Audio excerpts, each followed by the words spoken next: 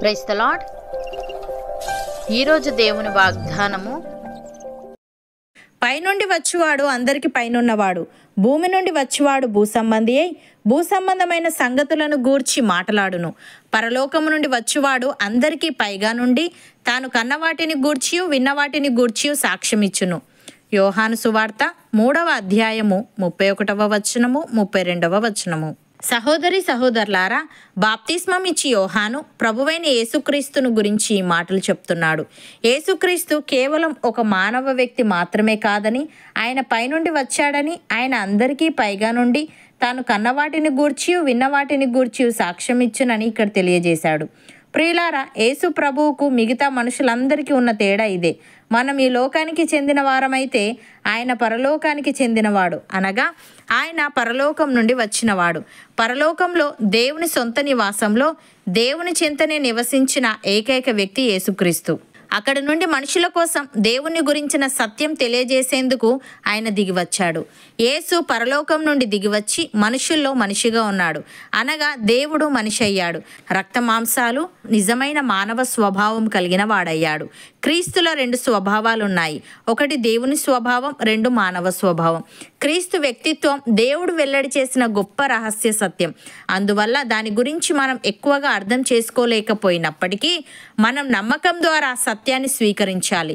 అపోస్తలుడైన పౌలు ఈ విధంగా అంటున్నాడు: మీ మనోనేత్రములు వెలిగింపబడినందున ఆయన మిమ్మల్ని పిలిచిన పిలుపు వల్లనైన నిరీక్షణ ఎట్టిదో, పరిశుద్ధులలో ఆయన స్వాస్థ్యం యొక్క మహిమైశ్వర్యం ఎట్టిదో, ఆయన క్రీస్తునందు వినియోగపరిచిన బలాతిశయమును బట్టి విశ్వసించు మనయందు ఆయన చూపుచున్న తన శక్తి యొక్క అపరిమితమైన మహత్యం ఎట్టిదో మీరు తెలుసుకొనవలనని, మన ప్రభువైన యేసుక్రీస్తు యొక్క దేవుడైన మహిమా స్వరూపియగు తండ్రి తన్ను తెలుసుకొనుటయందు మీకు జ్ఞానమును ప్రత్యక్షతయును గల మనస్సు అనుగ్రహించినట్లు నేను నా ప్రార్థనల యందు మిమ్మును గూర్చి విజ్ఞాపన చేయుచున్నాను.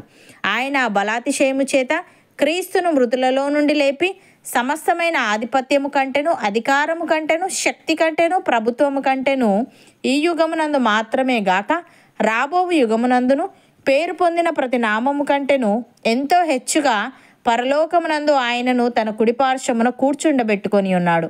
మరియు సమస్తమును ఆయన పాదముల క్రింద ఉంచి సమస్తము పైని ఆయనను సంఘమునకు శిరస్సుగా నియమించెను. ఆ సంఘము ఆయన శరీరము, సమస్తమును పూర్తిగా నింపుచున్న వాని సంపూర్ణత అయి ఉన్నది అని. సహోదరి సహోదరులారా, క్రీస్తు యేసునకు కలిగిన ఈ మనస్సు మీరును కలిగి ఉండుడి. ఆయన దేవుని స్వరూపము కలిగిన వాడై ఉండి దేవునితో సమానముగా ఉండుట విడిచిపెట్టకూడని భాగ్యమని ఎంచుకొనలేదు గాని, మనుష్యుల పోలికగా పుట్టి దాసుని స్వరూపమును ధరించుకొని తన్ను తానే రిక్తునిగా చేసుకొనెను. మరియు ఆయన ఆకారమందు మనుష్యుడిగా కనబడి మరణము పొందునంతగా, అనగా శిలో మరణము పొందునంతగా విధేయత చూపిన వాడై తన్ను తాను తగ్గించుకొనెను.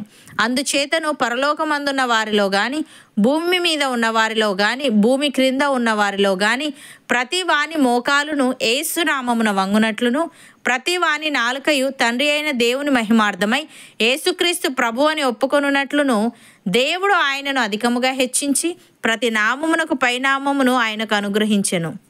అవును అన్నవారు నాతో పాటు ప్రార్థనలో ఏకీభవించండి. పరిశుద్ధుడా, ప్రేమగల తండ్రి, పైనుండి వచ్చువాడు అందరికీ పైనున్నవాడని, భూమి నుండి వచ్చువాడు భూసంబంధి అయి భూసంబంధమైన సంగతులను గూర్చి మాటలాడునని, పరలోకం నుండి వచ్చువాడు అందరికీ పైగా నుండి తాను కన్నవాటిని గూర్చియు విన్నవాటిని గూర్చియు సాక్ష్యమిచ్చునని నీవు తెలియజేశావు. తండ్రి, నీకు స్తుతులు. దేవ, మా మనోనేత్రములు వెలిగింపబడినందున నీవు మమ్మను పిలిచిన పిలుపు వలనైన నిరీక్షణ ఎట్టిదో, పరిశుద్ధులలో నీ స్వాస్థ్యం యొక్క మహిమైశ్వర్యం ఎట్టిదో, నీవు క్రీస్తునందు వినియోగపరిచిన బలాతిశయమును బట్టి విశ్వసించు మాయందు నీవు చూపుచున్న నీ శక్తి యొక్క అపరిమితమైన మహత్యం ఎట్టిదో మేము తెలుసుకునే వారంగా ఉండుటకు సహాయము దయచేయమని, నీవు కలిగి ఉన్న మనస్సు మేమును కలిగి ఉంటూ మమ్మల్ని మేము తగ్గించుకొని నీ చేత హెచ్చింపబడుటకు కృపచూపమని, నీ పోలికలోకి మాలో ప్రతి ఒక్కరిని నీవే మార్చమని యేసుక్రీస్తు నామమున ప్రార్థిస్తున్నాము తండ్రి. ఆమెన్.